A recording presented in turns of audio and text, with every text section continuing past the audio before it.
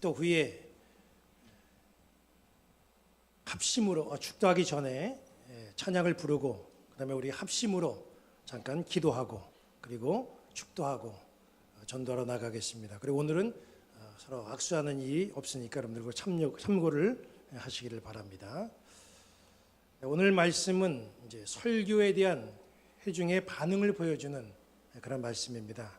오순절이 돌아와서 유대인들과 또 유대교에 입교한 그런 사람들이 유대 전역에서뿐만 아니라 먼 이방 땅에서 오순절을 지키기 위해 예루살렘으로 모여들었습니다. 이들이 예루살렘 거리를 지나가는데 어디선가 웅성웅성하는 소리가 들립니다. 기도 소리도 들리고 또 사람들이 대화하는 소리도 들립니다. 그런데 신기한 것은 메소포타미아에서 온 사람들의 귀에 자기들의 말이 들리는 겁니다. 갑바도기아, 본도, 아시아 이런 지역에서 온 사람들의 그 귓전에 자기들의 언어가 들려지는 겁니다. 페르시아, 아라비아 이런 사람들이 예루살렘에서 자기 나라 말을 듣고 깜짝 놀랐습니다.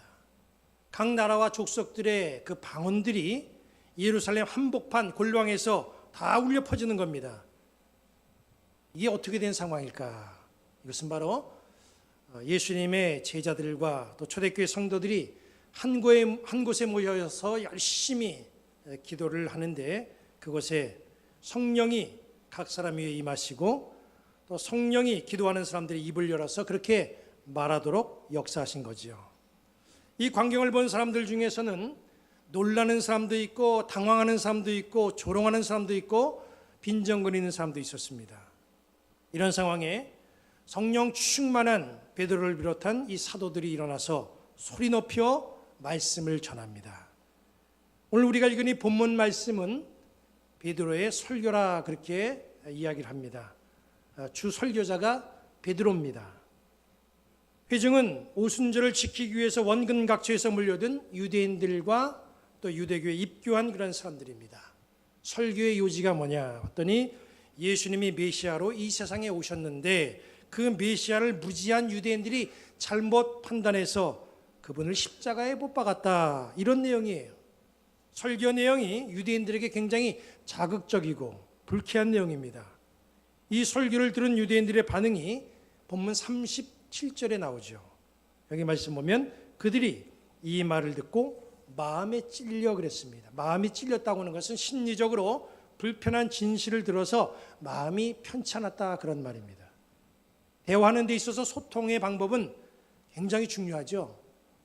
상대를 배려하고 존중하고 감정을 상하지 않게 하고 들어주는 대화를 해야 상대가 마음을 열고 소통할 수가 있어요. 듣던 말든 그냥 내 얘기만 열심히 하고 일방적인 주장을 하면 듣는 것 같지만 그건 사실 소통이 될 수 없잖아요. 여기 베드로의 설교가 어찌 보면 이것은 소통할 수 없는 그런 설교의 내용입니다. 예수님을 십자가에 못 박은 거 그것은 그토록 기다리던 메시아를 죽인 것이고 그걸 바로 유대인 너희들이 한 행위다. 아주 유대인들의 자존심을 건들면서 굉장히 유대인들을 질책을 하는 거예요. 이 정도 되면 듣는 사람들과는 소통이 될 수 없습니다. 듣는 사람들은 마음의 문을 딱 닫고 베드로를 욕하고 그 자리를 떠날 수밖에 없어요. 그런데 여기 37절 말씀 보니까 놀라운 반응이 나타납니다. 그들이 이 말을 듣고 마음에 찔려 베드로와 다른 사도들에게 물어 이르되 형제들아 우리가 어찌할꼬 합니다. 사람들이 베드로의 설교를 듣고 마음이 찔려서 사도들에게 이렇게 묻는 거예요. 그러면 우리가 어떻게 하면 되겠습니까? 이렇게 묻는 거예요. 설교를 들은 회중들의 이 물음은 하나님의 말씀을 듣는 정말 가장 모범적인 자세입니다. 저는 이 말씀을 준비하면서 내가 목회하면서 그동안 설교를 얼만큼 해왔는가 한번 좀 생각해 봤어요. 돌아보니까 한 30년 동안 설교를 한 것 같아요. 주일 오전 설교만 얼마나 했나 봤더니 한 1500번 이상 했더라고요. 주일 오전만 했겠습니까? 주일 저녁에도 하고 또 수요일도 해야 되고 심야기도 해야 되고 새벽기도회도 해야 되고 그러니까 수천 번의 설교를 했더라고요. 우리나라 목사들이 아마 세계에서 설교 제일 많이 할 겁니다. 설교가 끝난 다음에 반응도 참 많이 들었어요. 제일 많이 들었던 반응은 여러분들 뭐겠어요? 은혜 받았습니다. 이게 뭐 인사치레로 했든지 정말 은혜를 받았든지 이런 반응을 제일 많이 제가 들었습니다. 제가 30대 때에 미국에서 한번 목회해볼까? 그런 생각도 한번 들었었습니다. 그런데 미국에서 목회하는 이 친구의 말을 듣고 포기를 했어요. 미국에서 목회하는 친구가 주일 예배 끝나고 교인들하고 인사를 하는데 한 교인이 악수하면서 이렇게 말하더라는 거예요. 그 정도 설교는 나도 합니다. 이러고 가더라는 거야. 쌩하고. 제가 그 소리를 듣고 속으로 굳게 마음 먹었습니다. 미국은 안 간다. 물론 미국에 있는 모든 교회가 다 그러는 것은 아닐 겁니다. 설교에는 사실 듣고 반응이 있어요. 말을 안 해도 다 속에는 반응이 옵니다. 저는 지금까지 목회하면서 설교에 대한 반응을 많이 들어봤지만 설교 듣고 그러면 제가 어떻게 하면 좋겠습니까? 이런 질문을 하는 성도는 한 사람도 못 봤습니다. 내가 어떻게 하면 좋겠습니까? 이 부름은 말씀을 통해 주신 말씀대로 살고 싶어서 좀 방법을 알아야 되겠는데 라고 하는 실천적인 의지가 그 물음 속에 담겨져 있는 것이죠. 신앙생활에서 어떻게, 이건 굉장히 중요한 물음입니다. 이 실타래를 풀어야 아주 문제가 다 풀리고 또 말씀을 듣고 마음이 후련하고 그리고 은혜도 됩니다. 밤중에 예수님을 찾아온 니고데모에게 예수님은 거듭나야 하나님의 나라를 볼 수가 있다 설명을 해 주셨죠. 예수님의 이 말씀은 니고데모를 향한 설교입니다. 니고데모는 이 설교를 듣고 요한복음 3장 4절에 이렇게 예수님께 다시 물었습니다. 니고데모가 이르되 사람이 늙으면 어떻게 날 수 있사옵나이까? 두 번째 모태에 들어갔다가 날 수 있사옵나이까? 이 니고데모의 물음에 대해서 또 예수님이 요한복음 3장 5절에 이렇게 답을 주시죠. 예수께서 대답하시되 내가 진실로 내게 이르노니 사람이 물과 성령으로 나지 아니하면 하나님 나라에 들어갈 수 없느니라.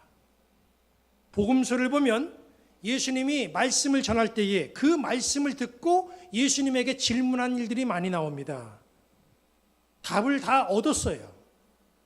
모르면요, 물어야 되고 물으면 충분히 우리는 답을 얻을 수가 있습니다.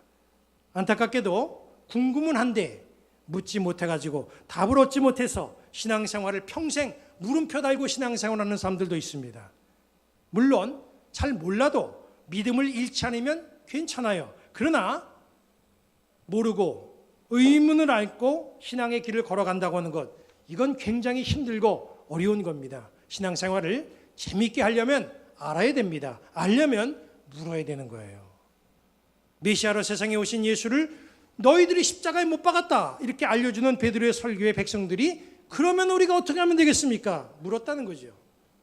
묻는 유대인들에게 베드로는 사도행전 2장 38절에 이렇게 답을 줬어요. 베드로가 이르되 너희가 회개하여 각각 예수 그리스도의 이름으로 세례를 받고 죄 사함을 받으라. 그리하면 성령을 선물로 받으리니. 회개하라.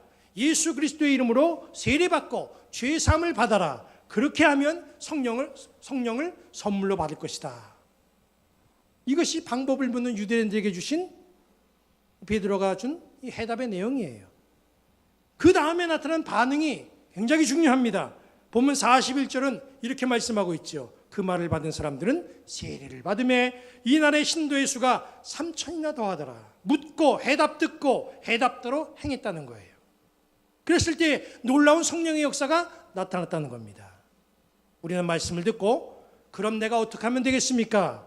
저한테 물어보든지 기도하면서 그 방법을 주님 앞에 물을 줄 알아야 돼요.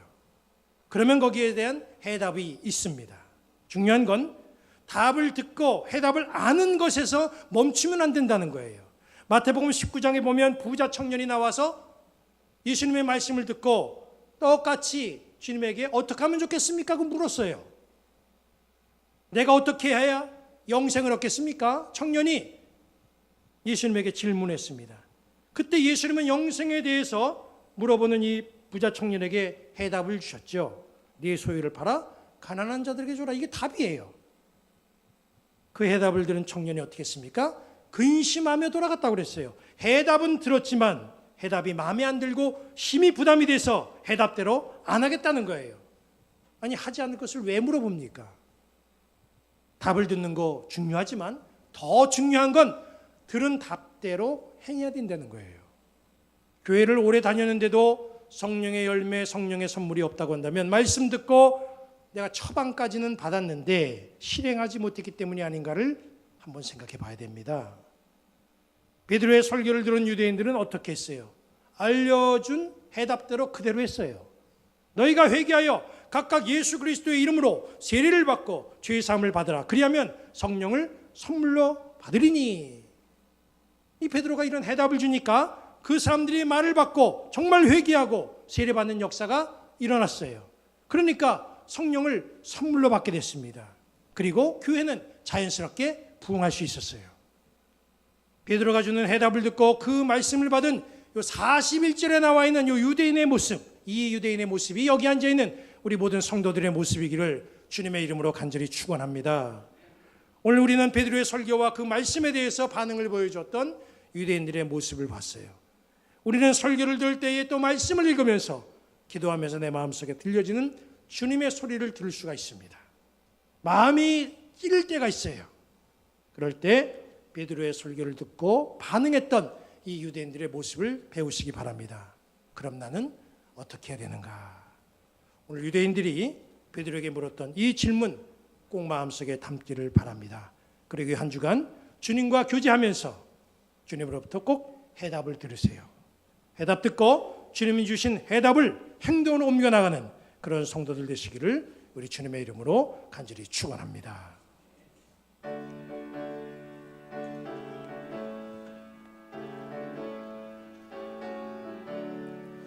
내 평생 살아온 길 죄를 돌아보니 걸음마다 자국마다 모두 죄뿐입니다. 우리 죄를 사시 주의 은혜 크시니 골고다의 언덕길 주님 바라봅니다. 나같이 못난 인간 주님께서 살리려 하늘나라 영광 보좌 모두 버리시었네.